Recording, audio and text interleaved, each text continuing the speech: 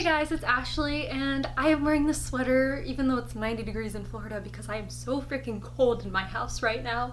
Oh my god. Anyways, on another note, in today's video, I am going to be hauling some books. I haven't done a book haul in God knows how long, especially since I moved rooms and I changed up my bookshelves. I just kind of put all of the books that I was going to haul on my shelves, so I don't even know like where they are right now, but I'm just gonna pull out books that I feel like I haven't shown you guys. So without further ado, let's begin. First book I have that I know I haven't shown any of you guys is Furyborn by Claire Legrand. Some of you may have seen this in my bookshelf tour. Like I just said, I put all my books on my shelves, so that is why this was in there. I have heard people talk non-stop about Furyborn when it first came out. I know that my friend Ashley from Ashley Outpaged loved this book, which is basically what convinced me to buy it, and I'm really excited to read it. I don't know much else about it other than that it's a high fantasy. It's got blurbs from Kendra Blake and Lainey Taylor and Sarah Rash and Melissa Albert and Rashni Chakshi.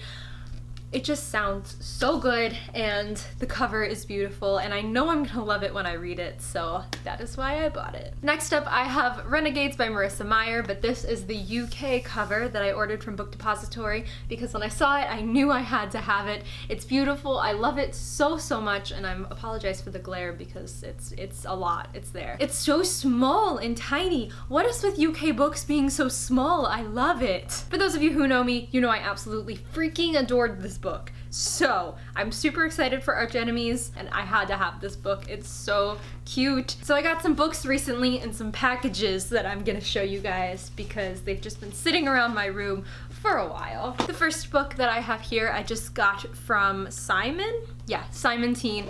That is Light as a Feather by Zoe Arson. This book was actually a Wattpad story, Wattpad, before it became published, and now it's gonna be a Hulu original series, which is kind of crazy to think about. I wanna be her. I wanna have written a book that becomes a Hulu original series. Anyways, it sounds like a really good, like, creepy Halloween type story. Basically, it's about this girl named McKenna who, after a transformative summer, becomes part of the popular elite group in school. Then during the popular girl Olivia's Sweet 16 party, there's this one girl, Violet, she's a mysterious new girl in town, makes up these elaborate, creepy, specific stories about the future ways the friends will die. And then, a week later, Olivia dies, in the exact way that Violet described. Violet rises to popularity and steps into the life Olivia left, and everything seems too weird, so McKenna goes and investigates, and all of this stuff happens. So it sounds very creepy. The cover looks very creepy. Next up, I have a book that I got in a package of a bunch of other books that I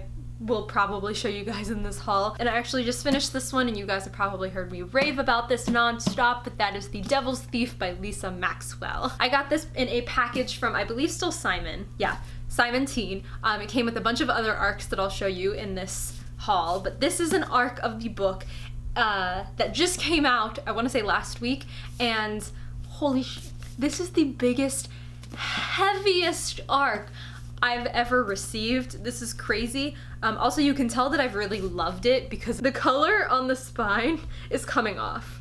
Like, that's how you know that I loved this book and carried it around with me everywhere. If you haven't heard me rave about the Last Magician series, where have you been?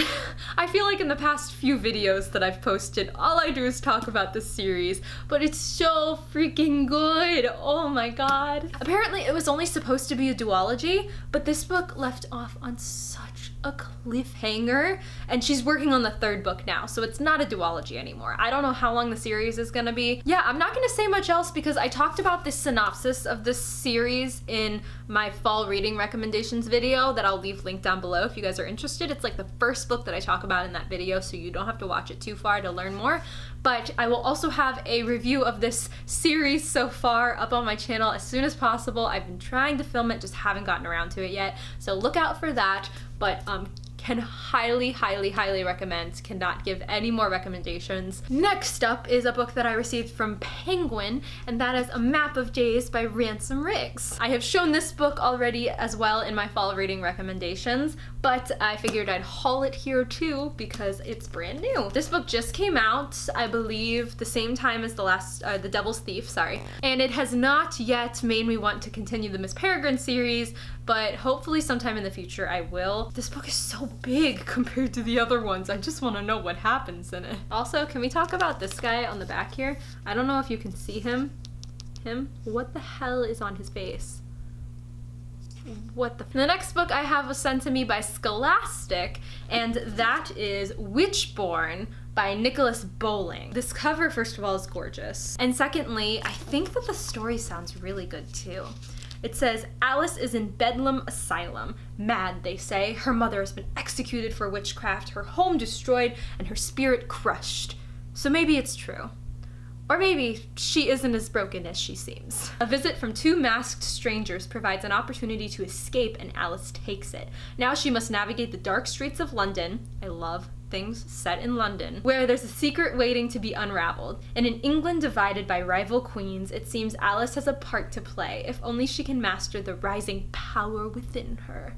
A dark, twisty, and thrillingly original debut that will leave readers entranced in its suspenseful plot and rich prose. Witches, baby. I was gonna say witches, bitches, but no, not happening. Too late, it's already in the video. So next up I have This Mortal Coil and This Cruel Design by Emily Suvada. These books were sent to me by Simon again. What? I just went and read the back of this. Look at what the heck is happening. This reminds me of Illuminate, which makes me want to read this book now. There's my paper from Simon & Schuster in there. I just tucked that away. I'm going to admit, I read what these books were about when I first received them and then just kind of put them off to the side and didn't really do anything about them. Now that I'm actually reading this and paying attention to what this is about, holy crap, I want to read this right now. So we follow this girl named Katerina Agata, and she's a hacker. But in this world, people are implanted with technology to recode their DNA, which allows them to change their bodies in any way that they want. Her dad is Dr. Lachlan Agata, who is a legendary geneticist and maybe the last hope for defeating a plague that has brought humanity to the brink of extinction. And then one day a soldier comes to her house, tells her that her father's been dead, but he created a vaccine that will save the human race, I think, and now the soldier asks for his daughter's help in order to release this vaccine. I don't know, crazy stuff is happening in this book. Also, it's becoming a movie, isn't it? Am I thinking of something else? I'm pretty sure this book is becoming a movie, this one. So that makes me even more excited. Oh my god, I need to read these books now. They sound so good. Oh my god. In that same package, I also got The Becoming of Noah Shaw and The Reckoning of Noah Shaw by Michelle Hodkin. I have not read the Mara Dyer trilogy yet, so do I need to read that before I read this? I feel like I'll appreciate it more. I'm assuming that I need to. I don't know. I'm confused. I don't know anything about these series. I don't know anything about Mara Dyer. I don't know anything about Noah Shaw.